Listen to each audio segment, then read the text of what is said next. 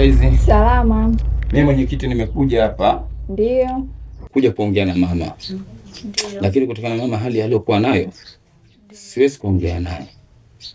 Sasa hapa nimekuja na barua hii. Hii barua ina kesi kuhusu kaka yako. Kuna mnyama amepotea huko. Sasa hii barua nitakukabidhi mimi. Mama atakapoamka utamkabidhi hii barua, ataisoma. Akimaliza kuisoma atakuja ofisini. Tumeelewana? Sawa.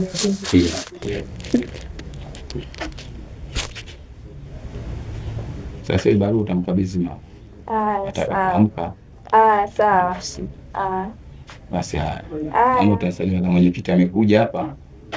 Ampe pole sana. Sawa.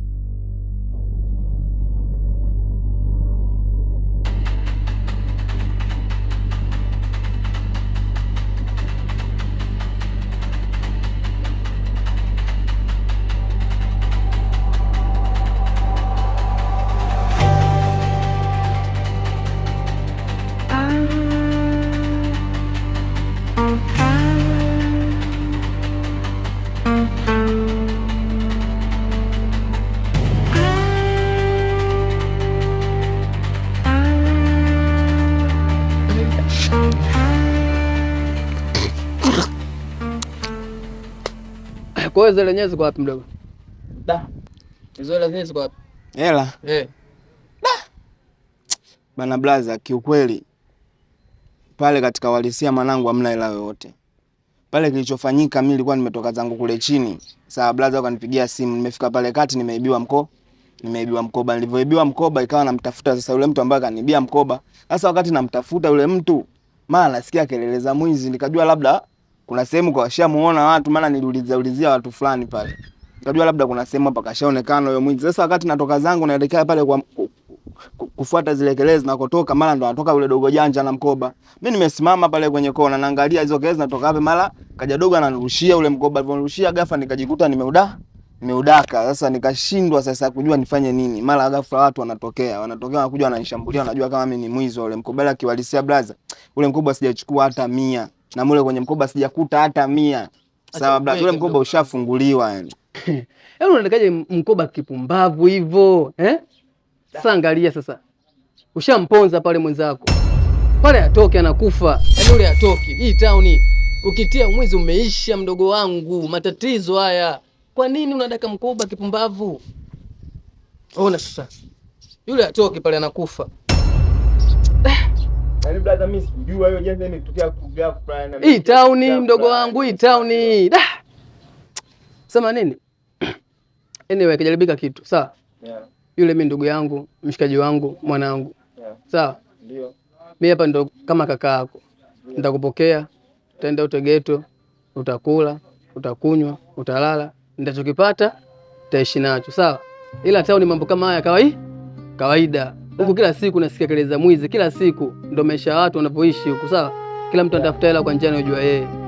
Kikubwa inabidi uwe kuwa makini mdogo wangu. Hii town sio shamba, hii sio bushi. Sawa brother, mimi nimekuelewa mwanangu, nimekuelewa sana. Na jambo lingine, nashukuru sana kwa kunisaidia.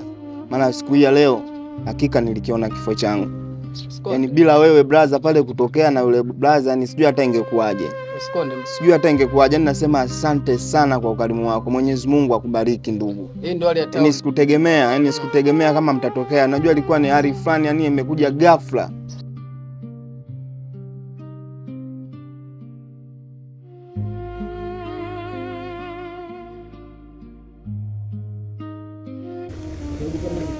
Odi. Karibu. Wenyewe. Karibu ni baku. Okay. Ndugu mwenyekiti, karibu sana. Karibu. Nashukuru bwana. Karibu sana. Asante bwana. Karibu kae. Bwana haya basi. Hali bwana. Safi ndugu. Zatoka jana bwana. Nashukuru bwana. Karibu. Tumshukuru Mungu. Karibu kabisa. Jisikia nilikuwa nafafaa kwa kazi huko, unaona kuna umechafuka vibaya hamna, sasa ndio nimeamkia mkiako. Sawa. Mazingira sawa. Karibu mwenyekiti. Sawa. Bwana, nisema bwana, nilienda kwa binti kubwa jana. Ndio. Nikaenda nikamkuta pale, kutokana hali yake sio nzuri, kutokana na umwa na kakapo hapo kugeuka hawezi. Na ile barua mimi nimemkabidhi mwanawe pale. Umeona? Ila tu mimi naomba kutokana na hali yake aliyokuwa nayo ile pale, naomba tumpe muda. Umeona? Tukishapa muda akiwa anapata nafuu, basi tutaje kulijadili hilo swala. Ndugu mwenyekiti, mimi nafikiri kwa upande wangu mimi hamna shida, sawa. Kwa wewe umefika huko na ukaona mazingira yalivyo, basi mimi nafikiri mimi nakutumainia wewe. Ila tu kikubwa na kuomba mwenyekiti, haki itendeke. Yule nguruwe ni wa shemeji yangu, afu shemeji yangu anamtegemea kwenye mambo yake mengi. Ndio. Kwa hiyo anavomkosa hivyo afu anajulikana dem mchukua, basi shemeji yangu itabidi anilaumu mimi. Kwa hiyo nakuomba sana mwenyekiti, nakuomba chonde. Nisaidie nguruwe afanye nini? Apatikane. Ndio. Lakini kwa kuwa unasema hivyo, haina budi mimi nitasubiri. Sawa. Kwa hiyo mimi mwenyekiti, wewe na amani. Mimi nitakusubiri kama kisa unavyoongea. Basi utamfuatilia. Haya fresh, mimi nitasubiri. Mimi nasubiria wito wako, kinaambia muda tayari umefika. Mimi niko tayari. Wewe kwa amani sasa tutalifuatilia. Basi haina shida mwenyekiti. Basi hakuna shida. Haina shida. Sawa. Basi mimi naondoka. Sawa. Karibu ndugu mwenyekiti. Kuna siku nyingine Mungu akipenda. Karibu wane, karibu hapa nyumbani. Basi sawa. Basi nisikutoe wane na mimi namalizia hapo. Karibu.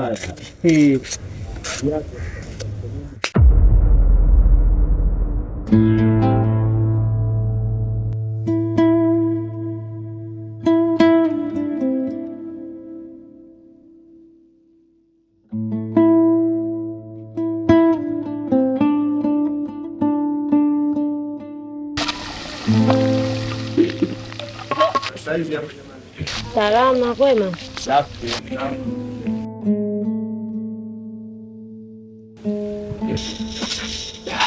Ndogo wangu, karibu hapa ndo ghetto.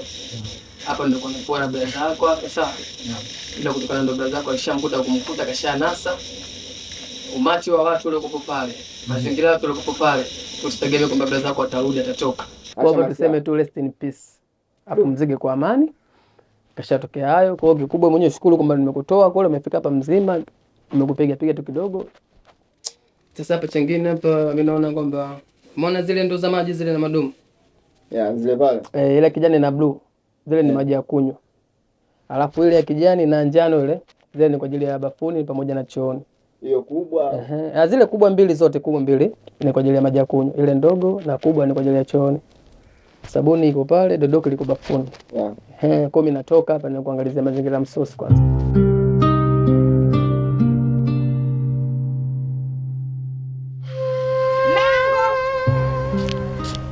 Naam. Mwenzako mimi hata sielewi. Pale mimi nimeweka simu yangu. Na shangaa hivi na kuiangalia sioni. Kwa nini umetafuta vizuri? Mimi nimeangalia. Nyumba yote kabisa umeangalia? Nimeangalia mume wangu. Bwana mke wangu, kaangalie vizuri, nyumba hiyo kubwa ina vitu vingi. Wote utaanza kwa umeweka sema fuka sahau. Yaani mume wangu sio kwa kusahau, hata kama sahau kweli mimi na ugonjwa wa kusahau. Kitu jamani nimekiweka pale mezani. Sasa kwa unakuja kunishukua kama mimi ndio nitaweza kwa nimekuibia simu yako. Kwani mimi mume wangu nimekushuku au mimi nimekuhisi vibaya? Sasa sikia. Hapa tuko watu watatu. Ipo mimi, ipo wewe na kakako. Kama unaona simu umekosa kwangu basi muulize na kakako. Nafikiri hapo umenielewa. Mimi naenda kuangalia. Kama sijaikuta itakuwa na kama kachukua yeye atanijua mimi ni nani. Sasa unataka kumhukumu na hujamuuliza kwa yeye. Mke wangu naona matatizo wewe. Ya kila binadamu apitia duniani. Fuatilia tamthilia hii itwayo Mapito. Ni safari ya kijana aitwaye